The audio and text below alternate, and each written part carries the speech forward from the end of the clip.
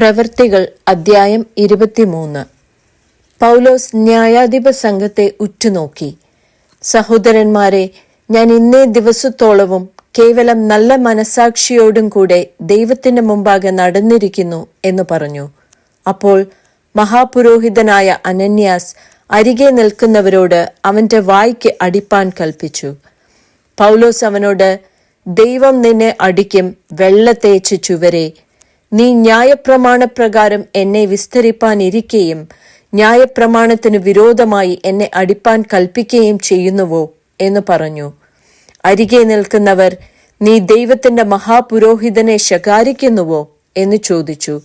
അതിന് പൗലോസ്, സഹോദരന്മാരെ, മഹാപുരോഹിതൻ എന്ന് ഞാൻ അറിഞ്ഞില്ല. നിന്റെ ജനത്തിന്റെ അധിപതിയെ ദുഷിക്കരുത് എന്ന് എഴുതിയിരിക്കുന്നുവല്ലോ എന്ന് പറഞ്ഞു. എന്നാൽ ന്യായാധിപ സംഘത്തിൽ ഒരു പക്ഷം സദൂക്യരും ഒരു പക്ഷം പരീശന്മാരുമാകുന്നു എന്ന് പൗലോസ് അറിഞ്ഞു. സഹോദരന്മാരെ, ഞാൻ ഒരു പരീശനും പരീശന്മാരുടെ മകനുമാകുന്നു. മരിച്ചവരുടെ പ്രത്യാശയെയും പുനരുത്ഥാനത്തെയും കുറിച്ച് ഞാൻ വിസ്താരത്തിലായിരിക്കുന്നു എന്ന് വിളിച്ചു പറഞ്ഞു. അവൻ ഇത് പറഞ്ഞപ്പോൾ പരീശന്മാരും സദൂക്യരും തമ്മിൽ ഇടഞ്ഞ് സംഘം ഛിദ്രിച്ചു. പുനരുത്ഥാനം ഇല്ല, ദൂതനും ആത്മാവും ഇല്ല എന്ന് സദൂക്യർ പറയുന്നു. പരീശന്മാരോ രണ്ടും ഉണ്ടെന്ന് പ്രമാണിക്കുന്നു. അങ്ങനെ വലിയൊരു നിലവിളി ഉണ്ടായി. പരീശപക്ഷത്തിലെ ശാസ്ത്രിമാരിൽ ചിലർ എഴുന്നേറ്റ് വാദിച്ചു, ഈ മനുഷ്യനിൽ ഞങ്ങൾ ഒരു കുറ്റവും കാണുന്നില്ല.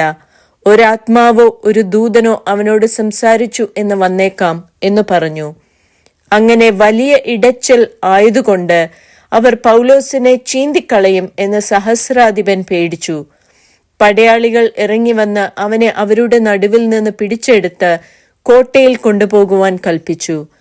രാത്രിയിൽ കർത്താവ് അവന്റെ അടുക്കൽ നിന്നു, ധൈര്യമായിരിക്ക, നീ എന്നെക്കുറിച്ച് യെരൂശലേമിൽ സാക്ഷീകരിച്ചതുപോലെ റോമയിലും സാക്ഷീകരിക്കേണ്ടതാകുന്നു എന്ന് അരുളി ചെയ്തു. നേരം വെളുത്തപ്പോൾ ചില യഹൂദന്മാർ തമ്മിൽ യോജിച്ച് പൗലോസിനെ കൊന്നുകളയുവോളം ഒന്നും തിന്നുകയോ കുടിക്കുകയോ ചെയ്യുകയില്ല എന്ന് ശപഥം ചെയ്തു. ഈ ശപഥം ചെയ്തവർ 40-ലധികം പേരായിരുന്നു. അവർ മഹാപുരോഹിതന്മാരുടെയും മൂപ്പന്മാരുടെയും അടുക്കൽ ചെന്ന്, ഞങ്ങൾ പൗലോസിനെ കൊന്നുകളയുവോളം ഒന്നും ആസ്വദിക്കയില്ല എന്നൊരു കഠിന ശപഥം ചെയ്തിരിക്കുന്നു. ആകയാൽ നിങ്ങൾ അവന്റെ കാര്യം അധികം സൂക്ഷ്മത്തോടെ പരിശോധിക്കണം എന്നുള്ള ഭാവത്തിൽ അവനെ നിങ്ങളുടെ അടുക്കൽ താഴെ കൊണ്ടുവരുവാൻ ന്യായാധിപ സംഘവുമായി സഹസ്രാധിപനോട് അപേക്ഷിപ്പിൻ. എന്നാൽ അവൻ സമീപിക്കും മുമ്പേ ഞങ്ങൾ അവനെ ഒടുക്കിക്കളവാൻ ഒരുങ്ങിയിരിക്കുന്നു എന്ന് പറഞ്ഞു.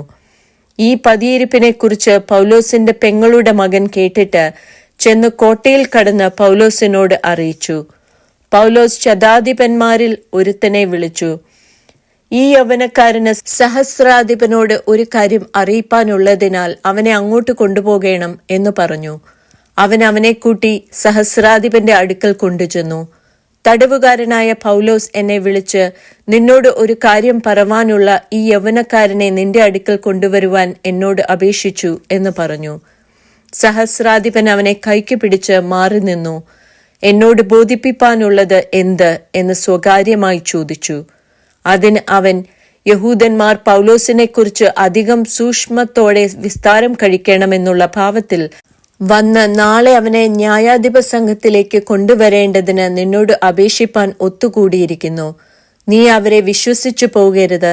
അവരിൽ 40-ലധികം പേർ അവനെ ഒടുക്കിക്കളയുവോളം ഒന്നും തിന്നുകയോ കുടിക്കുകയോ ചെയ്യുകയില്ല എന്ന് ശപഥം ചെയ്ത് അവനായി പതിയിരിക്കുന്നു. നിന്റെ വാഗ്ദത്തം കിട്ടും എന്ന് ആശിച്ച് അവർ ഇപ്പോൾ ഒരുങ്ങി നിൽക്കുന്നു എന്ന് പറഞ്ഞു. നീ ഇതെന്നോട് അറിയിച്ചു എന്ന് ആരോടും മിണ്ടരുത് എന്ന് സഹസ്രാധിപൻ കൽപ്പിച്ച് യൗവനക്കാരനെ പറഞ്ഞയച്ചു. പിന്നെ അവൻ ശതാധിപന്മാരിൽ 2 പേരെ വരുത്തി, ഈ രാത്രിയിൽ 3-ാം മണി നേരത്ത് കൈസര്യയ്ക്ക് പോകുവാൻ 200 കാലാളെയും 70 കുതിരച്ചേവകരെയും 200 കുന്തക്കാരെയും ഒരുക്കുവിൻ. പൗലോസിനെ കയറ്റി ദേശാധിപതിയായ ഫെലിക്സിന്റെ അടുക്കൽ ക്ഷേമത്തോടെ എത്തിപ്പാൻ മൃഗവാഹനങ്ങളെയും സംഭരിപ്പിൻ എന്ന് കൽപ്പിച്ചു. താഴെ പറയുന്ന വിധത്തിൽ ഒരു എഴുത്തും എഴുതി, ക്ലൗദിയോസ് ലൂസിയാസ് രാജശ്രീ ഫെലിക്സ് ദേശാധിപതിക്ക് വന്ദനം.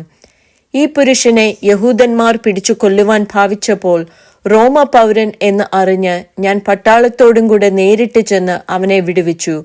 അവന്റെ മേൽ കുറ്റം ചുമത്തുന്ന സംഗതി ഗ്രഹിപ്പാൻ ഇച്ഛിച്ചിട്ട് അവരുടെ ന്യായാധിപ സംഘത്തിലേക്ക് അവനെ കൊണ്ടുചെന്നു. എന്നാൽ അവരുടെ ന്യായപ്രമാണം സംബന്ധിച്ചുള്ള തർക്കങ്ങളെക്കുറിച്ച് കുറ്റം ചുമത്തുന്നതല്ലാതെ മരണത്തിനോ ചങ്ങലയ്ക്കോ യോഗ്യമായത് ഒന്നും ഇല്ല എന്ന് കണ്ടു.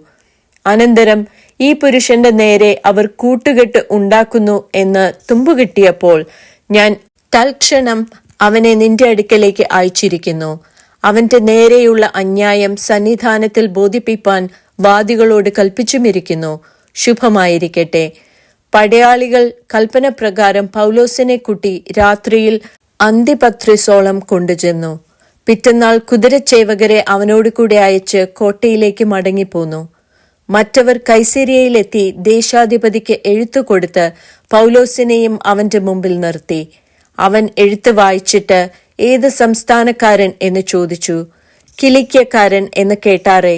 വാദികളും കൂടെ വന്നു ചേരുമ്പോൾ നിന്നെ വിസ്തരിക്കാം എന്നു പറഞ്ഞ് ഹെരോദാവിന്റെ ആസ്ഥാനത്തിൽ അവനെ കാത്തുകൊള്ളുവാൻ കൽപ്പിച്ചു.